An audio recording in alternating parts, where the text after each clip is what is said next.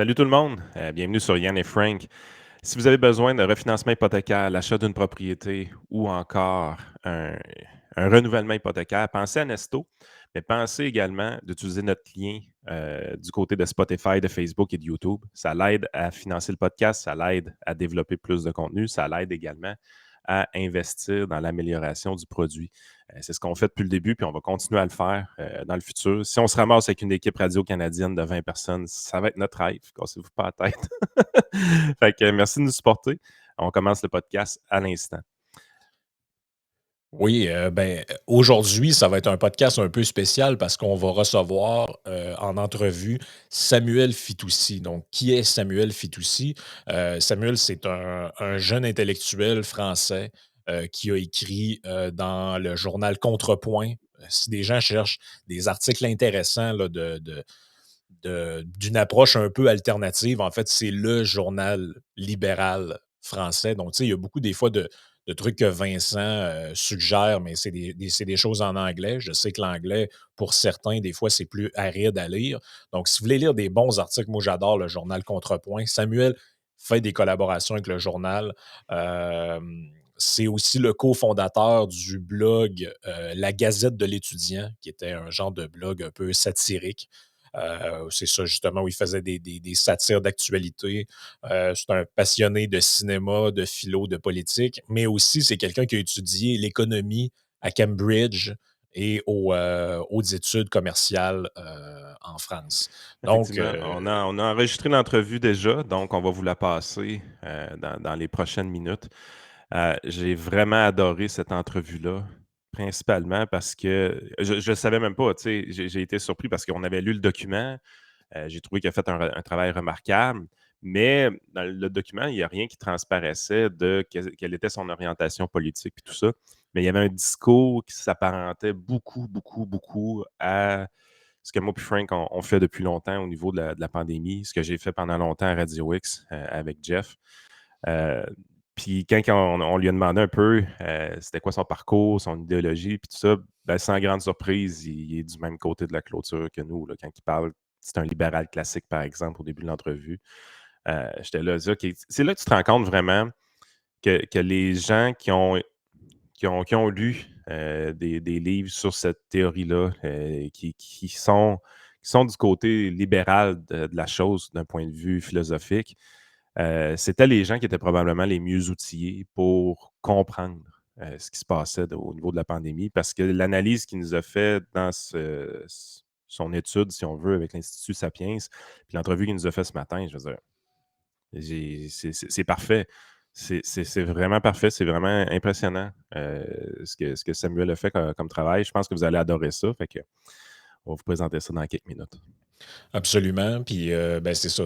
On fait le retour sur un peu tout ce qu'on vous a expliqué pour ceux qui sont sur Patreon dans les quatre, en fait, parties bonus Patreon qu'on a consacrées à l'analyse de son document qui s'appelait, je le rappelle, je l'ai devant moi, je ne veux pas escamoter le titre, les leçons de raisonnement de la crise sanitaire, où on est revenu sur quelques points précis, puis je trouve que c'est un bon complément, cette entrevue-là, à la lecture un peu plus détaillée qu'on en a faite. Fait que j'espère que ça va vous intéresser. J'annonce tout de suite ce qu'on va jaser dans la partie Patreon.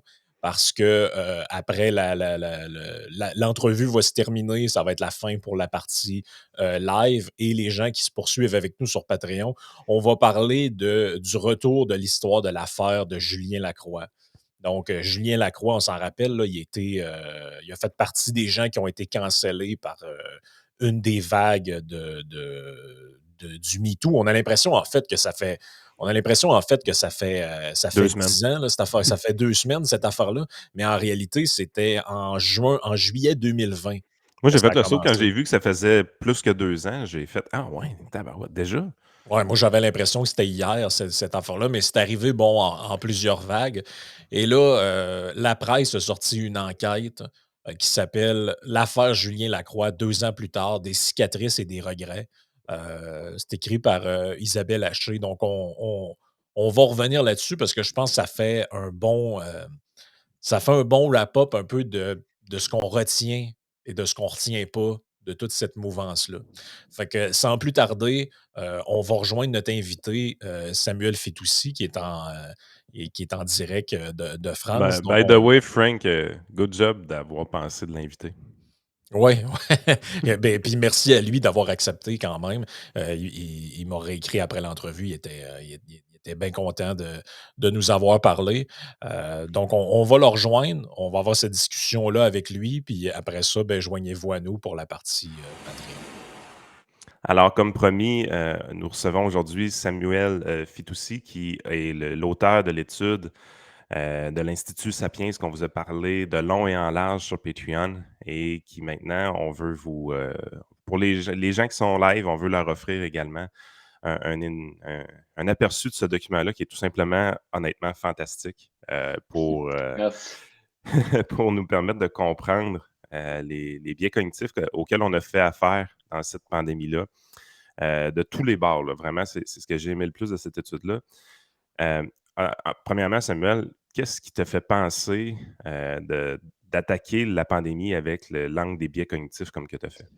Alors, j'avais fait un premier article sur la pandémie et les biais cognitifs à l'été 2021, donc assez tôt dans la pandémie. Et j'ai trouvé que c'était un angle assez. Bon, déjà, c'est intéressant parce que même quand on n'est pas d'accord avec le propos, on apprend des choses sur le raisonnement, les travaux en Ouais. psychologie cognitive, etc. Et Mhm. surtout, j'ai trouvé qu'en fait, je pense pas que tout peut se résumer aux biais et que toutes les erreurs de raisonnement qu'on a faites étaient dues à des biais, mais souvent les biais permettent de mettre le doigt sur une erreur de raisonnement précise en fait, dont on pourrait aussi parler sans invoquer les biais cognitifs, mais les biais cognitifs permettent un peu une sorte de précision. Par exemple, je sais pas, je parle du biais de substitution, qui est que Mhm. souvent quand on doit répondre à un problème dont la question est complexe, par exemple, est-ce que le coût-bénéfice de cette mesure serait positif, on a tendance à substituer une question un peu plus simple du genre est-ce que cette mesure serait utile, qui n'est en fait pas la bonne question, parce qu'une mesure peut être utile d'un point de vue sanitaire sans être légitime parce qu'elle a des coûts sociaux trop élevés ou parce que d'un point de vue de nos principes, on n'a pas envie de la prendre. Et donc, aborder ça par l'angle des biais cognitifs, c'est intéressant parce que les psychologues ont théorisé un peu le pourquoi on fait cette erreur, quelles études la mettent en lumière et comment on pourrait faire un parallèle entre cette étude et le Covid. Donc voilà, j'ai trouvé que cet angle était intéressant. Et puis, il y a quelques mois, j'ai décidé de compléter ce travail que j'avais commencé il y a 2 ans, avec le recul de la crise sanitaire, pour écrire cette note. Et puis, tu l'as publié sous l'Institut Sapiens, Samuel. Est-ce que, premièrement, tu publies souvent avec eux? Puis, en gros, le rôle de l'Institut, c'est quoi en général? C'était la première fois que je publie chez eux. C'est un think tank tenu par quelqu'un qui s'appelle Olivier Babot, qui est impliqué dans le débat public français. C'est un think tank plutôt libéral. Et moi, personnellement, je suis plutôt libéral, enfin libéral classique. Donc, Mhm. c'est un think tank qui me parle. J'aime bien leur contribution au débat. Et voilà, j'ai publié ça là-bas. Il y a pas vraiment d'histoire. Ça aurait pu être un autre, mais j'aime bien l'Institut Sapiens. Les libérales classiques en France, tu dois parfois te sentir seul un peu parce que c'est pas Il y a, l'idéologie dominante, si on peut dire, hein. Il y a très très peu de libéraux classiques parce que d'un côté, il y a les progressistes, parfois centristes, qui sont plutôt libéraux économiquement, et souvent la droite qui est libérale sur le plan peut-être des valeurs, de l'opposition au wokisme, etc., sur les libéral classique d'un point de vue du féminisme, etc., des identity politics, tout ça. Cette droite-là en France n'est pas très libérale économiquement. Donc effectivement, il y a peu de libéraux classiques en France. Effectivement, Mhm. Ouais, c'est assez limité. T'allais ouais. poser une question, Yann? Oui, un des aspects qui m'a fasciné dans l'étude, c'est qu'on a senti vraiment un effort d'être non biaisé, dans le sens que souvent les gens vont faire une étude de ce type-là, qui n'est pas vraiment une étude, mais qui est plus une explication, en fait. Puis on va essayer de démontrer un point, mais qu'on a établi d'avance. Puis on pourrait penser à la lecture que certaines personnes pourraient penser, par exemple, que l'étude veut s'attaquer aux gens qui avaient une tendance un peu plus confineur, si on veut. Mm. Les gens qui voulaient avoir toujours plus de mesures. Alors qu'en réalité, quand on lit l'étude, on se rend compte qu'on va vraiment des deux côtés de la médaille parce que, notamment, on le voit dans je ne plus le nom du biais exact, là, celui qui nécessite une action quand on a un problème. Mais tu parlais de la chloroquine dans ce Mm. biais-là, justement. Ça, j'ai trouvé ça très honnête intellectuellement. Parce que justement, il y a été un temps où est-ce qu'on cherchait des solutions. On était là, OK, on a un problème, il faut le régler. Puis on avait besoin d'avoir une action. Et les gens des deux côtés proposaient des actions, mais différentes. Alors qu'à un moment donné, on était plus dans une phase peut-être que faudrait prendre un pas de recul, analyser, regarder les données qu'on a, puis faire ces fameuses analyses coût-bénéfice-là qu'on n'a probablement jamais faites dans la prise de décision. Ce côté-là, honnête, moi, c'est quelque chose qui m'a impressionné dans cette étude-là. C'était-tu quelque chose que tu as fait de manière volontaire ou c'est venu naturellement, tu prenais un biais Ben, cognitif et puis tu l'observais? euh, chez- je ne sais pas si j'ai été complètement non biaisé parce que, pour pas vous mentir, moi j'avais plutôt tendance à penser qu'on a trop restreint les restrictions Mhm. Oui, et trop restreint les libertés, pardon. Et c'est un peu la thèse que j'ai voulu défendre. Euh, et notamment parce que je pense que il y a beaucoup de travail qui a été fait pour débunker un peu les bêtises des anti-vaccins, des anti-restrictions, de ceux qu'on a appelés, je sais pas comment vous disiez au Canada, mais en France, on les appelait les anti-tout, ceux qu'on Ouais. traitait d'égoïstes parce qu'ils refusaient de se prêter au moindre sacrifice personnel pour l'intérêt général, etc. Tout a été écrit sur eux, tout a été dit, parce que le camp de la science, entre guillemets, leur était opposé et monopolisait un peu le débat public. Ouais. Le bien Euh, et le en, mal. c'est ça. Alors que, et souvent d'ailleurs, les critiques qui leur étaient adressées étaient, je trouve, très pertinentes. J'en reprends quelques-unes à mon compte.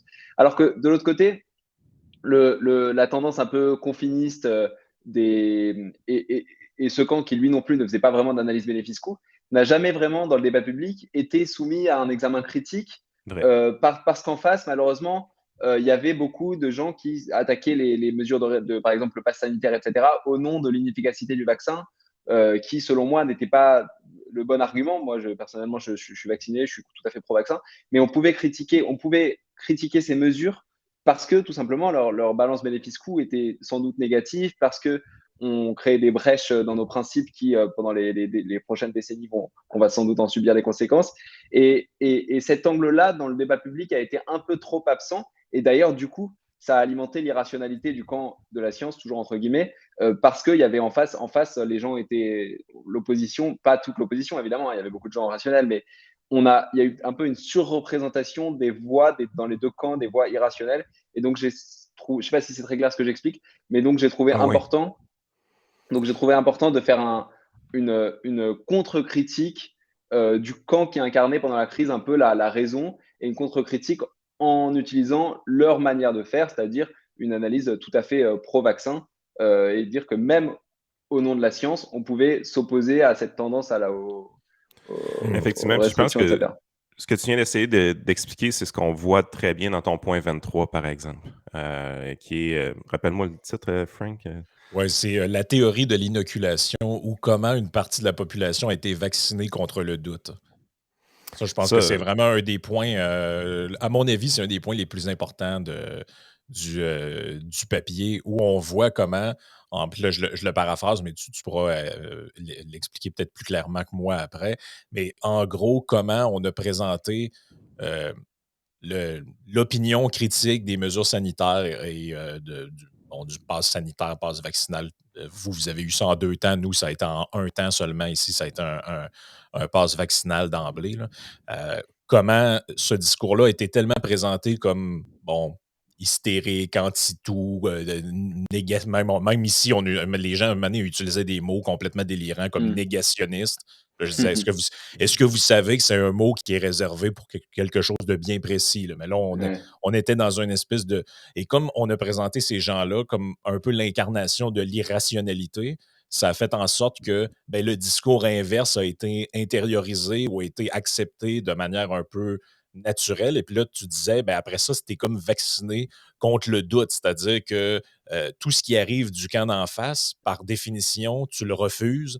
Et là, tu vas accepter un peu sans réfléchir ou sans trop remettre en question Et, les nouvelles idées qui sont mises de l'avant par le exactement. camp auquel tu t'es rattaché, là.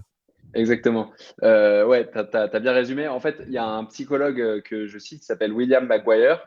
Il utilise en fait une analogie médicale. Donc, par exemple, pour se protéger des maladies, on peut soit faire du sport, s'assurer d'être en bonne santé, manger des vitamines, etc.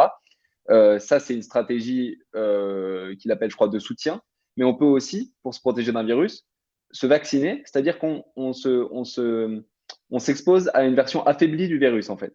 Et lui, il fait un parallèle avec ça pour le changement d'avis dans le débat d'idées.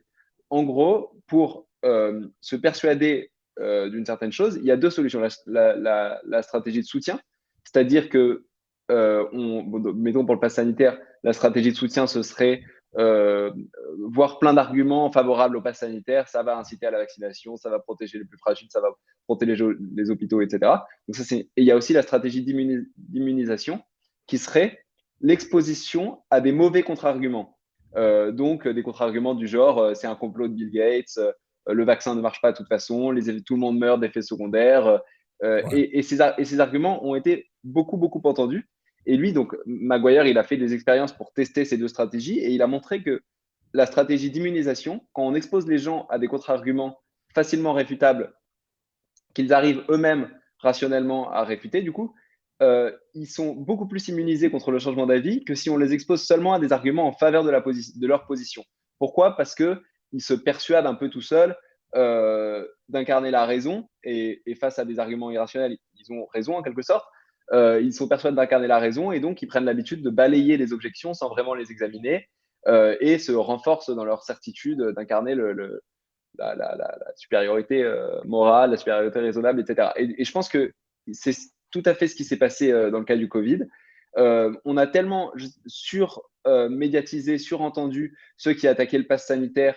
Je ne sais pas si il y avait une surreprésentation de ces gens-là ou si c'est simplement que ceux qui étaient favorables au pass sanitaire mettaient en avant plus ces mauvais arguments. Mais en tout cas, on a tellement entendu de mauvais arguments en défaveur du pass sanitaire.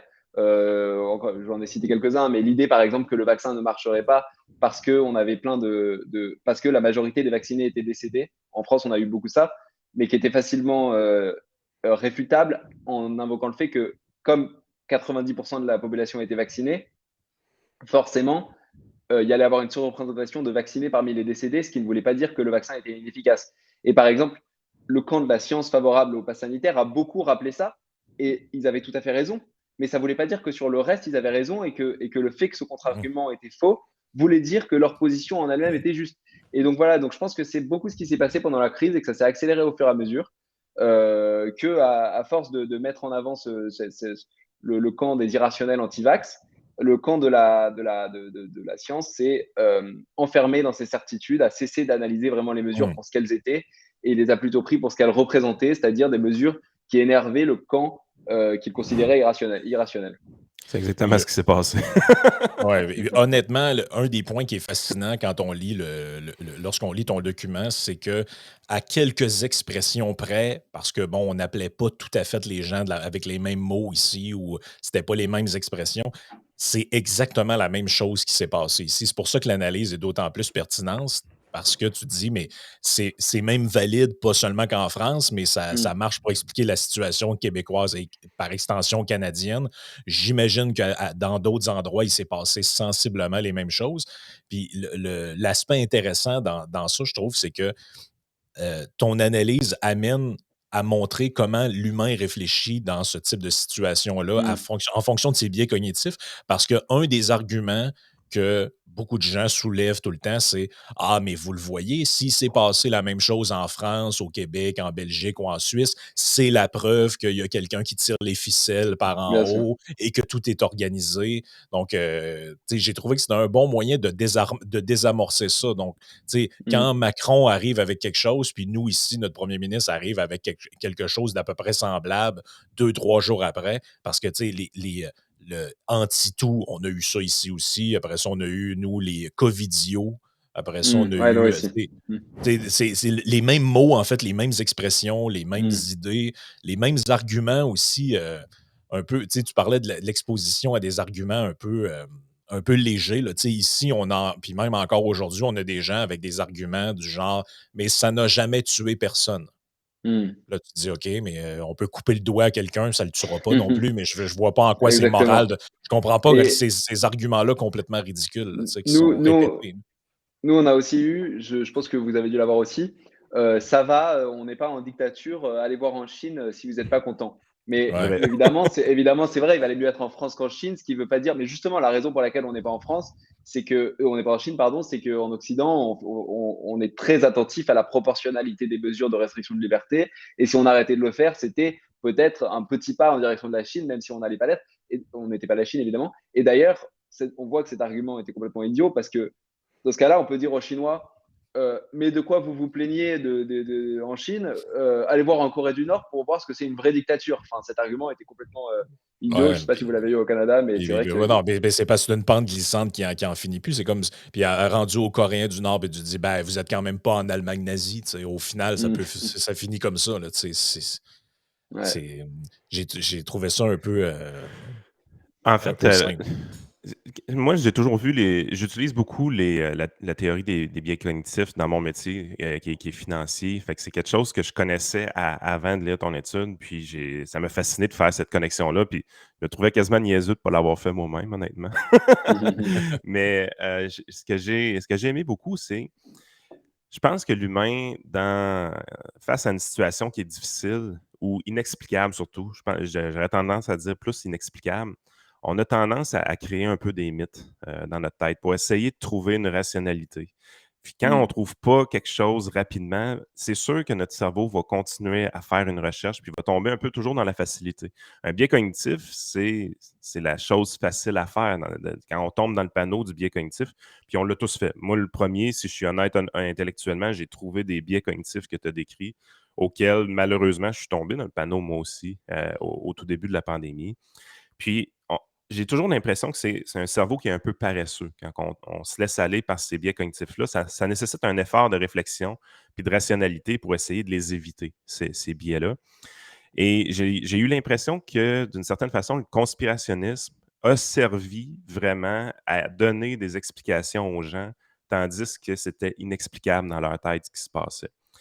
Et il fallait faire après ça un effort pour sortir un peu de ça, pour aller chercher les raisons réellement qui nous ont amenés là. Un peu comme Frank a dit, il n'y a personne en haut qui agit comme un marionnettiste. Et moi, j'ai trouvé que ton document, quelqu'un qui prend la peine de le lire, peut se sortir du conspirationnisme grâce à un document comme celui-là. Parce que si tu mets des mots, tu mets des idées, tu mets des recherches scientifiques qui ont été faites sur des comportements qu'on trouvait à ce moment-là inexplicables, mais qu'aujourd'hui, avec le recul, on est capable d'expliquer grâce à un document comme le tien. Ouais, le conspirationnisme souvent se nourrit d'une sous-estimation un peu de la possibilité de conformisme chez les gens, de la bêtise un peu, de l'absence de raison. Parce que du point de vue du conformiste, évidemment, il se dit, lui trouve tout ça tellement irrationnel de son point de vue, qu'on lui interdise de prendre un café ou de prendre le train parce qu'il n'est pas vacciné. Il trouve ça tellement irrationnel et c'est dur de se dire tout ça en fait pour rien, pour pas grand-chose, juste parce que nos dirigeants sont entrés dans une forme de superstition conformiste, de signalement de vertu, etc. Donc effectivement, je pense que c'est plus facile de se réfugier, enfin c'est plus simple, c'est plus ce pourquoi le cerveau est programmé, se réfugier derrière l'explication complotiste de il y a un objectif qu'ont nos dirigeants et tout ça, il y a une cause et en fait tout ça n'est pas bête, c'est calculé, alors qu'en fait tout ça c'est juste des superstitions et si des dynamiques sociétales un peu différentes dès le début de la crise s'étaient mises en place, on n'aurait sans doute jamais fait tout ça, on aurait eu un bilan du Covid relativement similaire ou un peu pire, avec un peu moins de restrictions, et on ne serait pas tombé là-dedans, quoi. Je ne sais pas si en France, présentement, on parle de ramener certaines mesures sanitaires. Nous, au Québec, au Canada, présentement, il y a des difficultés avec le système de santé et les enfants sont malades avec les rhumes, les grippes, quand même assez intensément. Ce n'est pas nécessairement à cause de la COVID présentement, mais il y a des problèmes dans nos urgences. Les urgences débordent. La vraie raison, c'est que notre système de santé public monopolistique, il ressemble en rien à celui français. Il est très archaïque comme système de santé, a de la difficulté présentement et on parle dans les médias ouvertement de ramener les masques obligatoires présentement au Québec. Ma compréhension, surtout après la lecture de ton document, c'est que les choses nécessaires pour être capable de remettre en place des mesures aussi coercitives, dans ma tête, ne sont plus là du tout. La population est sortie de ce marasme-là, est sortie de ces biais cognitifs-là. Je ne vois pas du tout le gouvernement avoir la capacité de remettre ça en place. Est-ce que je me trompe ou tu penses que c'est possible à court terme pour un gouvernement de retourner dans ce type de contrôle-là? Moi, je suis pas aussi optimiste que toi. Déjà, en France aussi, on a des gros problèmes à l'hôpital, notamment avec les bronchiolites chez les enfants. Mmh. Et tu disais que c'était pas lié au Covid, mais certains pensent que ça pourrait l'être en fait parce que ces enfants-là n'ont pas été exposés euh, suffisamment au Oui. virus pendant le Covid, C'est parce que c'est lié au confinement, en fait, puis aux mesures c'est sanitaires, ouais, voilà, et que du coup, il y aurait une dette immunitaire liée au confinement et aux mesures sanitaires dont on paye le prix maintenant. Mais en France aussi, on a des problèmes là-dessus. Moi, je suis pas aussi optimiste sur ça. Je pense qu'aujourd'hui, les gens seraient. En fait, d'ailleurs, dans ma note, je parle d'un truc qui est, on pense souvent que le gouvernement répond à la demande populaire de protection. Mmh. Donc là, dans la manière dont Yann t'a formulé ta question, tu as dit ça ne passerait pas parce que la population est plutôt contre. Mais je pense que c'est souvent l'inverse qui se passe. C'est le gouvernement agit d'une certaine manière et l'homme ensuite, les populations ensuite rationalisent. Elles ne peuvent pas. Il y a plusieurs biais qui expliquent cela. Il y a le biais, j'en parle à la fin, de quand on a une dissonance cognitive, on a besoin de. Par exemple, on ne comprend pas. On se dit qu'un truc est irrationnel. On se dit, mais pourquoi Mmh. je masque mon enfant de 6 ans depuis 2 ans? C'est horrible pour lui. On ne peut pas accepter qu'on le fait pour pas grand-chose. Donc, on rationalise ce Oui. port du masque. On lui dit, on se dit, c'est vrai que le Covid long, c'est vraiment très dangereux. C'est vrai que quand même, il y a des enfants qui meurent du Covid. Enfin, on surestime les bénéfices de porter le masque et on sous-estime les coûts, par exemple. On se dit, non, mais les enfants s'adaptent, ça ne le dérange pas tant que ça, etc. Pour Ouais. pouvoir rationaliser et ne pas se dire qu'on fait des trucs idiots. Donc, ça explique pourquoi, si le gouvernement canadien remettait le masque, je pense que ce serait relativement bien accepté par la population. Pas parce que la population veut le masque, mais parce que si le gouvernement l'imposait, la population rationaliserait ça. Je cite aussi un, un autre biais, c'est justement, il y a un politologue en France qui s'appelle Jérôme Fourquet, qui analyse très bien tout ça, par exemple, et qui montre qu'il y a comme ça des effets cliqués un peu arbitraires où quand on passe une mesure de politique publique, derrière, alors que les sondages d'opinion montrent qu'une grande partie de la population y est opposée, par exemple, il prend l'exemple du mariage gay, mais ça, je pense que ça peut s'appliquer à tout. Derrière, dans les quelques mois après l'entrée en vigueur de la mesure, il y a un basculement total de l'opinion et l'opinion y est majoritairement favorable. Et ensuite, on a l'étape, ce qu'il appelle l'étape d'après, par exemple l'adoption pour les couples homosexuels, et, et il se passe la même chose. Donc, en fait, c'est pas l'idée, c'est que ce serait pas tant la, la, la demande citoyenne de mesures qui influe sur ce que fait le gouvernement, mais aussi, ça va dans les deux sens, c'est quand le gouvernement agit, derrière, la population, globalement, l'accepte. Et d'ailleurs, on l'a vu pendant le Covid. Je pense que si, un an avant le Covid, si on nous avait dit qu'on allait accepter 4 mois de confinement, 8 mois de couvre-feu, des passes sanitaires, etc., on aurait trouvé ça tout à fait absurde, mais parce que les gouvernements occidentaux les ont mis en place, les populations, globalement, les ont acceptés. Oui, mais il y a toutes sortes de biais, comme tu le dis, qui entrent en jeu là-dedans, comme justement l'illusion de contrôle.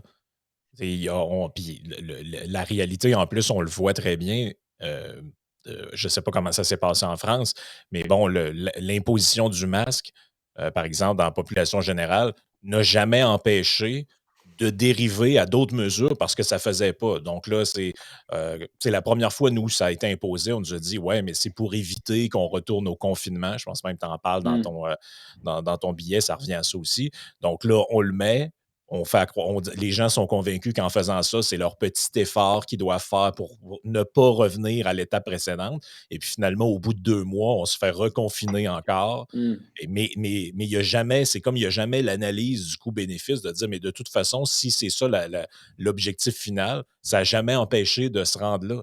Et puis là, tu te dis, ben, presque 3 ans plus tard, qu'il y a encore des gens qui sont encore dans l'idée que ouais, mais si on faisait juste mettre un masque, on pourrait réduire telle affaire.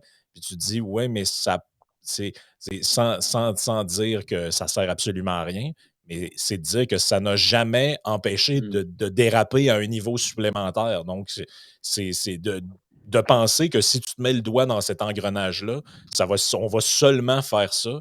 À mon Ouais. avis, c'est quand même assez naïf parce que moi, mon Ouais. idée, c'est que si tu retournes dans l'engrenage poursuit et puis là, après le masque, c'est autre chose, puis autre chose, puis autre chose. Exactement, exactement. Beaucoup de gens disaient non, mais acceptons le pass sanitaire ou le masque parce que c'est ce qui nous protégera du confinement, mais on pouvait faire l'analyse inverse. C'est parce qu'on acceptera le masque ou le pass sanitaire, on est en train de légitimer l'idée qu'il y a encore une responsabilité collective malgré le vaccin librement accessible à tous, que les mesures imposées par le haut à toute la population sont encore légitimes. Donc en fait, en acceptant cette logique, on facilite la mise en place de mesures plus drastiques comme le confinement ou le couvre-feu, plutôt qu'on réduit la probabilité. Donc ouais, je suis tout à fait d'accord. Mais c'est pour ça ici, puis en terminant tranquillement, parce que je ne veux pas abuser de ton temps, là, mais Pas de c'est problème. pour ça qu'en France, je ne sais pas comment ça fonctionne d'un point de vue légal, mais ici, les gens comme moi, Yann, qui ont martelé beaucoup l'importance de faire attention avec l'abus de ce type de mesures-là, on disait il faut absolument arriver au point où on enlève, ici, il y a ce qu'on appelle l'urgence sanitaire, là, donc c'est un État, un dispositif légal que le gouvernement déclare et ça lui donne des pouvoirs Mm, particuliers d'imposer sans passer par des lois, des trucs, des mesures particulières. Et ça a traîné beaucoup, beaucoup avant qu'ils l'enlèvent, ce dispositif-là. mm, Et comme maintenant ils l'ont enlevé, pour retourner à des mesures populationnelles, ils devraient payer le prix politique de redéclencher l'état d'urgence, remettre la politique sur pause, si on peut dire, et retourner mm. à un mode de gestion plus dirigiste par décret et ça. Donc, nous, c'était un peu ce que tu disais avant, c'est qu'on insistait beaucoup là-dessus parce qu'on savait que quand tu passes cette étape-là, revenir en arrière, il y a un prix à payer. Et on le voit en ce moment.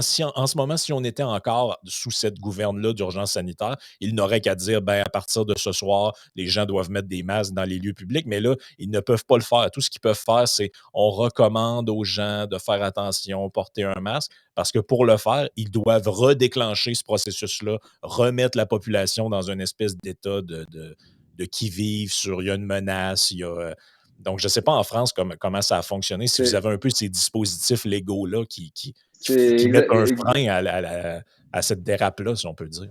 C'est exactement, il s'est passé exactement la même chose. État d'urgence qui leur permettait du jour au lendemain de remettre les masques, etc.